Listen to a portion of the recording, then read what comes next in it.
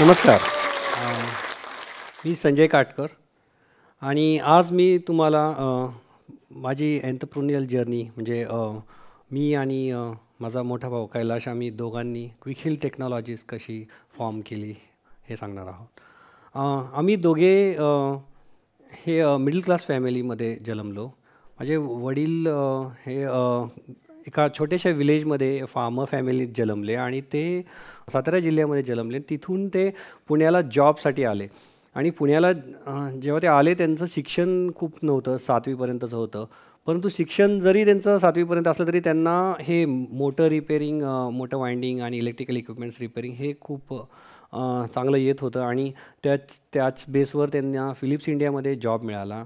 आणि जॉब जरी मिळाला असला तरी त्यांना त्यांच्या करिअरमध्ये फारसा प्रोग्रेस करता आला नाही, कारण त्यांचं शिक्षण नव्हतं. आणि हे जेव्हा त्यांच्या लक्षात आलं त्यांनी तेव्हाच ठरवलं की मी माझ्या मुलांना शिक्षण चांगलं देणार. आणि त्या एक्साइटमेंटमध्ये त्यांनी आम्हाला इंग्लिश मीडियम स्कूलमध्ये भरती केलं. आम्ही पुण्यामध्ये एका भाड्याच्या खोलीमध्ये साधारण वाकडेवाडीमध्ये राहत होतो आणि तिथे खूपच स्ट्रगलिंग लाईफ होतं. म्हणजे इंग्लिश मीडियममधनं शिकायचा हाच एक सगळ्यात मोठं चॅलेंज होता आमच्यासाठी, कारण घरात सगळेच मराठी बोलायचे, खेळायला आजूबाजूला सगळे मराठी मीडियमचे स्कूलचे मुलं होते आणि त्यासाठी आम्हाला इंग्लिश मीडियम हे अवघड जात होतं. तर आम्ही ट्युशन्स लावले आणि हे सगळं करत असताना फॅमिलीवरती फायनान्शियल प्रेशर खूप येत होतं. वडिलांनी फायनान्शियल प्रेशर इज आउट करण्यासाठी बरेच एक्सटर्नल वर्क घ्यायला चालू केलं, जसं रेडिओ रिपेरिंग किंवा इवन स्क्रीन पेंटिंग वगैरे अशा गोष्टी. आणि माझा मोठा भाऊ जो होता तो हे सगळं पाहत होता आणि त्यांनी 10वीपर्यंत शिक्षण केल्यानंतर शाळा सोडून दिली, कारण त्याला वाटलं की तो वडिलांना हेल्प करेल तर आपल्याला जास्त चांगलं कमवता येईल आणि बहिणीचं आणि भावाचं शिक्षण पूर्ण करता येईल. तर त्यांनी शिक्षण सोडलं आणि वडिलांना मदत करू लागला.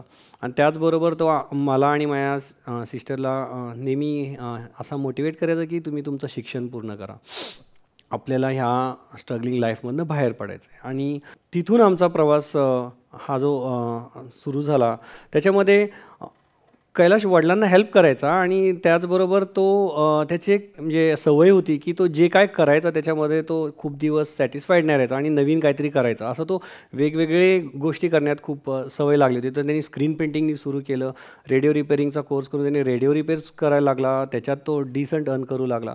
परंतु त्यातून तो सॅटिस्फाईड नव्हता. त्यांनी एक कॅल्क्युलेटर रिपेरिंगचा डेटा स्टार इलेक्ट्रॉनिक्सला जो जॉब होता तो त्यांनी स्वीकारला. इवन त्या जॉबमध्ये त्याला सॅलरी फार कमी होती, जेवढं तो रेडिओ रिपेरिंगमध्ये कमवायचा त्यापेक्षा तो बरेच कमी सॅलरीवरती त्यांनी ती जॉईन केली. त्याचा फक्त एकच हेतू होता की त्याला नवीन काहीतरी शिकायला मिळतं आहे. डेटा स्टार इलेक्ट्रॉनिक्समध्ये तो लेजर पोस्टिंग मशीन्स रिपेअर करायला शिकला आणि तिथून त्याला कम्प्युटर्सकडे त्याचा वाटचाल सुरू झाली. लेजर पोस्टिंग मशीन्स हे असे मशीन्स होते जे बँकेमध्ये यूज व्हायचे आणि कम्प्युटर्सच्या आधी ते मशीन्स असायचे, ते सेमी मेकॅनिकल मशीन्स होते. आणि कैलाश ते रिपेअर करण्यासाठी बँकेना व्हिजिट करायचा. तर एक दिवशी त्यांनी पाहिलं की बँकेमध्ये लोक संपावर गेलेत. त्याचं कारण त्यांनी शोधल्यावर त्याला कळलं की बँकेने कम्प्युटर्स बाय करायचा डिसिजन घेतला आहे आणि कम्प्युटर्समुळे बऱ्याच जणांच्या नोकऱ्या जाणार होत्या. आणि हे बघता कैलाशच्या लक्षात आलं की ते जो लेजर पोस्टिंग मशीन्स ते जो तो रिपेअर करतो त्या रिप्लेस होणार आहेत कम्प्युटर्सनी. आणि मग त्याला लक्षात आलं की आपल्याला आता कम्प्युटर रिपेरिंग शिकलं पाहिजे. आणि तो ध्यास त्यांनी घेतला. कम्प्युटर रिपेरिंग शिकायसाठी त्यांनी परत कम्प्युटर रिपेरिंगचे बुक्स आणून त्याची वाटचाल सुरू केली. हा काळ होता 1989चा. मी 12th स्टँडर्ड पास आउट केलं आणि मी बी इलेक्ट्रॉनिक्सला ॲडमिशन ट्राय करत होतो. समहाव मला बी इलेक्ट्रॉनिक्सला ॲडमिशन मिळालं नाही आणि मी विचार करत असताना कैलाशने मला सजेस्ट केलं की तू ग्रॅज्युएशन कर कम्प्युटर्समध्ये. जो BCS नावाची अशी डिग्री होती, बॅचलर इन कम्प्युटर सायन्स, ही पुणे युनिव्हर्सिटीनी चालू केलेली डिग्री साधारण 1 वर्ष आधी चालू केली होती. मला कम्प्युटर्सचं काहीच माहीत नव्हतं, मला त्याच्यामध्ये खूपसा इंटरेस्ट नव्हता. इलेक्ट्रॉनिक्सचं खूपच स्वप्न बघत होतो मी, परंतु ॲडमिशन न मिळाल्यामुळे मी शेवटी BCSला ॲडमिशन घेतली. फर्स्ट इयर कसंबसं गेलं, इन द सेन्स इंटरेस्ट नव्हता, मग कॉलेजला जायचं म्हणून मी जायचं. हळूहळू BCSमध्ये आम्हाला हे C++, OS इंटरनल असे सब्जेक्ट्स आले ज्याच्यामध्ये मला खूप इंटरेस्ट यायला लागला आणि तो इतका इंटरेस्ट की मला ते एक्साइटमेंट अशी होती की मी प्रोग्रॅम करेल तसा कम्प्युटर चालतो ही खूप इंटरेस्टिंग गोष्ट होती माझ्यासाठी. आणि मग मी वेगवेगळे प्रोग्रॅम्स ट्राय करू लागलो जे आमच्या सिलेबसमध्ये नव्हत्या, असे लाईक गेम्स लिहिणे किंवा काही गोष्टी अशा करणे ज्या आम्हाला सिलेबसमध्ये नव्हत्या. मी त्यासाठी एक्स्ट्रा बुक्स वाचायचो आणि मी नेहमी प्रॅक्टिकल टाईमसाठी म्हणजे आतुर असायचो. मग प्रॅक्टिकल आमचं आठवड्यातनं एकदा असायचं. कॉलेज लॅब्समध्ये आठवड्यातनं एकदा प्रॅक्टिकल असताना बऱ्याच वेळा असं झालं की लॅब पॉवर आउटेजमुळे बंद आहे किंवा व्हायरस प्रॉब्लेम्समुळे शटडाऊन आहे. तेव्हा मला समजलं की व्हायरस हा असा गोष्ट आहे ज्याच्याने कम्प्युटर बंद पडतात आणि लोकांना त्रास होतो. हे बघता म्हणजे माझा इंटरेस्ट थोडासा वाढला हे व्हायरस नक्की काय आहे. त्याच काळामध्ये मी इवन कैलासच्या कम्प्युटर वर्कशॉपला जायचो. कैलासचं जे कम्प्युटर रिपेअरिंग त्यांनी चालू केलं होतं, त्यांनी एक स्टार्टअप चालू केली होती कॅड कम्प्युटर सर्व्हिसेस नावाची, ज्याच्यामध्ये तो कम्प्युटर मेंटेनन्स, रिपेअरिंग आणि प्रिंटर रिपेअर्स करायचा. मला तिथे कम्प्युटर टाईम मिळायचा म्हणून मी तिथे जायचो आणि तिथेसुद्धा व्हायरस प्रॉब्लेम. कम्प्युटर टाईम न मिळाल्यामुळे छळल्यासारखं वाटलं की मी ठरवलं की नाही, आपण ह्याच्यावर काहीतरी केलं पाहिजे. तर कम्प्युटर्समध्ये मी डिबगिंग ह्या सब्जेक्ट जेव्हा शिकवला जात होता त्याचा मी उपयोग करून व्हायरस डिबग करायला सुरुवात केली. मग फ्लॉपीज होत्या त्या काळात वापरत होतो आणि ते फ्लॉपीज आणि हार्ड डिस्कवरती जे काही प्रोग्रॅम्स असायचे त्यांना मी डिबग करून त्याचा डिटेल अभ्यास करू लागलो. व्हायरस कसा कम्प्युटरला इन्फेक्ट करतो, काय चेंजेस करतो.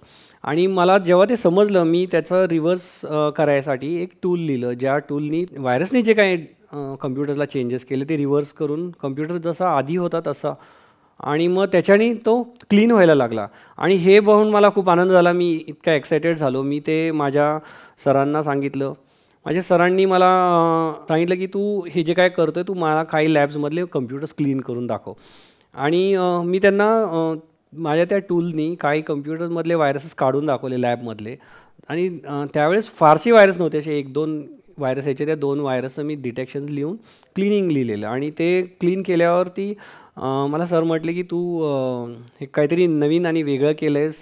तू ह्याच्यावरती एक सेमिनार घे सगळ्या स्टुडंट्ससाठी, ज्याच्यानी सगळ्या स्टुडंट्सला तू हे सांगायला पाहिजे की हाऊ व्हायरस इन्फॅक्ट्स युअर कम्प्युटर, और तू कसं हे टूल लिहिलं आहे, तो काय करतो आणि हे सगळ्यांच्याच उपयोगी होईल. आणि माझ्यासाठी स्टेजवर जायचं जरा म्हणजे मी खूपच लाजायचो, मला जमायचं नाही. तर मला सरांनी खूप पुश केलं आणि तो खूपच महत्त्वाचा दिवस ठरला माझ्या लाईफमधला. त्या दिवसासाठी मी 1 आठवडा प्रॅक्टिस केली, इवन रिसर्च केला, आणखी काय व्हायरसेसला डिबग केलं आणि त्याच्यावरनं मी काय टॉक करायचं हे प्रिपेअर केलं. टॉक तर खूपच छान झाला आणि तेव्हापासून मला व्हायरसमध्ये खूपच इंटरेस्ट येत गेला आणि मला इतके वेगवेगळे व्हायरस असतात हे समजलं. आणि हे सगळं करण्यासाठी मी व्हायरसच डिबग करत सुटायचो. तो काळ होता 1990-91चा, ज्याच्यामध्ये ज्यावेळेस इंटरनेट नव्हतं भारतामध्ये आणि गुगलही नव्हतं. आमच्यासाठी इन्फॉर्मेशनची सोर्स म्हणजे फक्त पुस्तकं किंवा लायब्ररीज, आणि व्हायरसवरती फारसे पुस्तकंही नव्हते अवेलेबल. हा पूर्ण रिसर्च मला टूल्स वापरून व्हायरसला डिबग करूनच करावा लागला. मी तेच टूल्स माझ्या भावाच्या वर्कशॉपमध्ये वापरू लागलो, त्याचे मशीन्स क्लीन करून मग मी माझे प्रॅक्टिकल्स करायचो. आणि हे एक दिवशी भावाच्या लक्षात आलं की तो म्हणाला, तू आला की माझा बंद पडलेला कम्प्युटर चालू कसा होतो आणि तू काय करतो.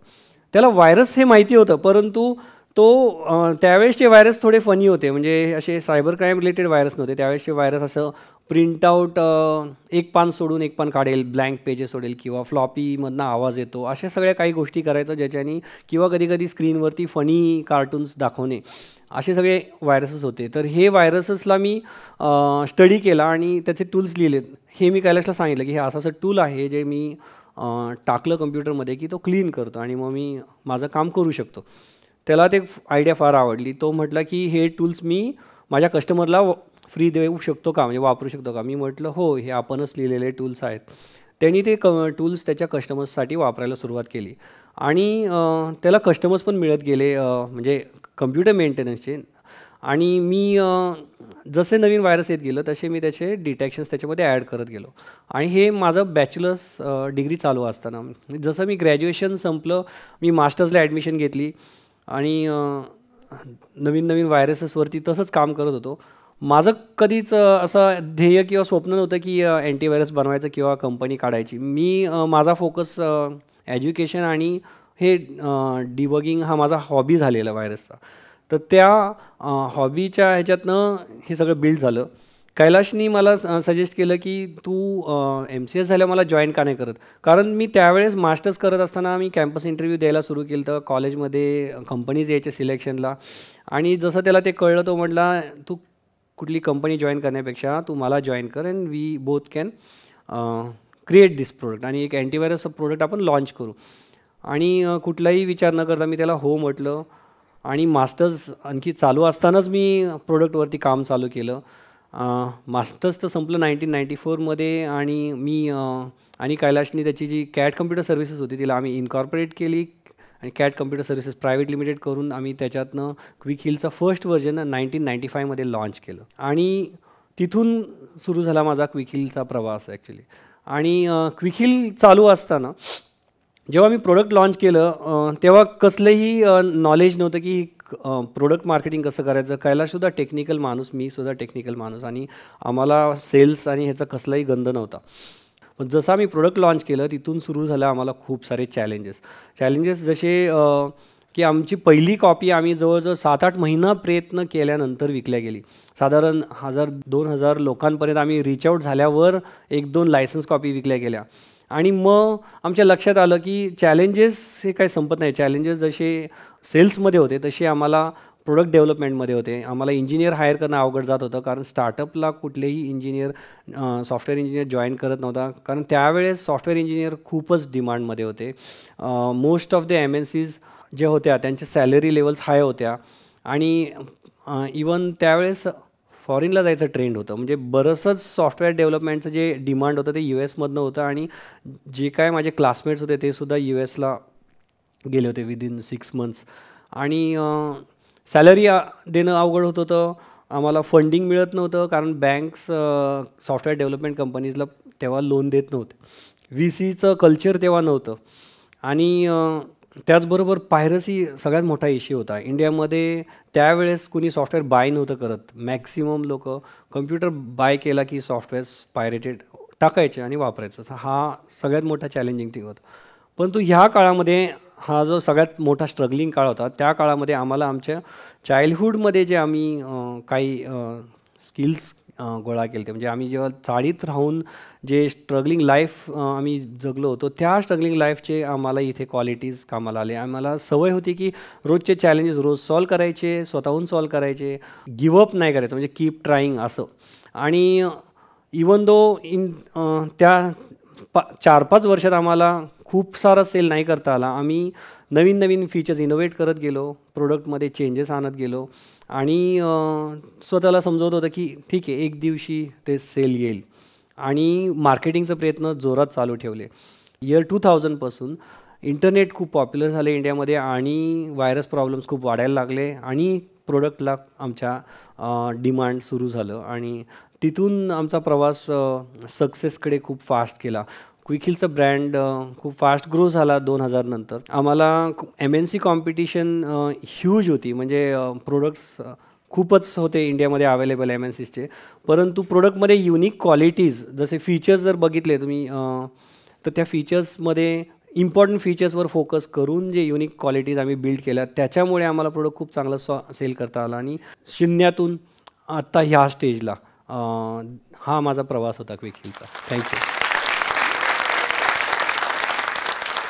हा व्हिडिओ आपल्याला कसा वाटला हे आम्हाला कमेंट सेक्शनमध्ये कळवा आणि आपल्या मित्रांसोबत शेअर करायला विसरू नका.